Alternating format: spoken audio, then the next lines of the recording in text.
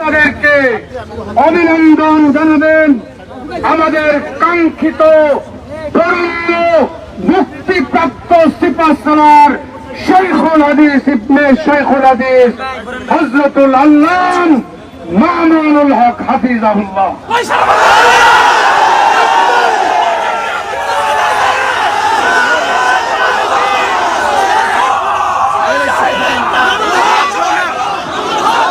السلام عليكم ورحمة الله. الحمد لله وكفى وسلام على عباده الذين اصطفى. أما بعد فأعوذ بالله من الشيطان الرجيم. بسم الله الرحمن الرحيم.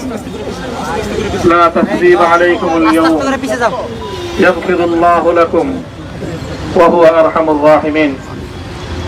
صدق الله العظيم. সমবেত প্রাণপ্রিয় তৌহিদি জনতা, বিভিন্ন স্তরের ধর্মপ্রাণ মুসলমান ভাই ও বন্ধুগণ, ছাত্র বন্ধুগণ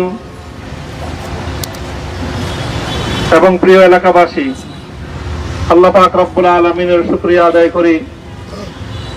আল্লাহর দ্বীনের কথা বলার অপরাধে, আল্লাহর দ্বীনের বিজয়ের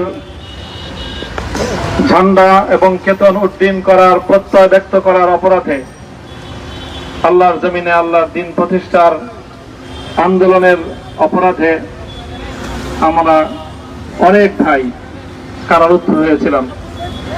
পর্যায়ক্রমে সকলেই আলহামদুলিল্লাহ জিন্দানখানার লৌহ প্রাচীর ভেদ করে মুক্ত জীবনে ফিরে এসেছেন।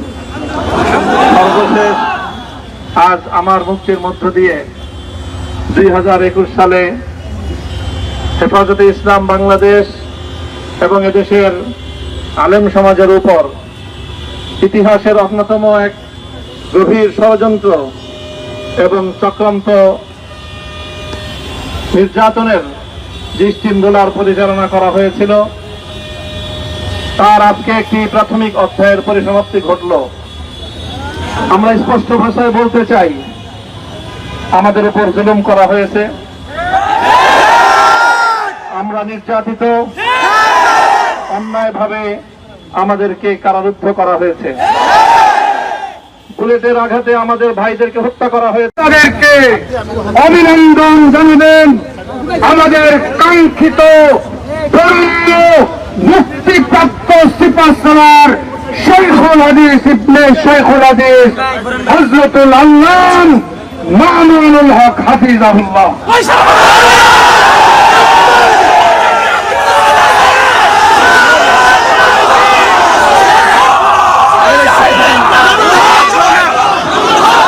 السلام عليكم ورحمة الله. الحمد لله وكفى وسلام على عباده الذين اصطفى. أما بعد فأعوذ بالله من الشيطان الرجيم. بسم الله الرحمن الرحيم.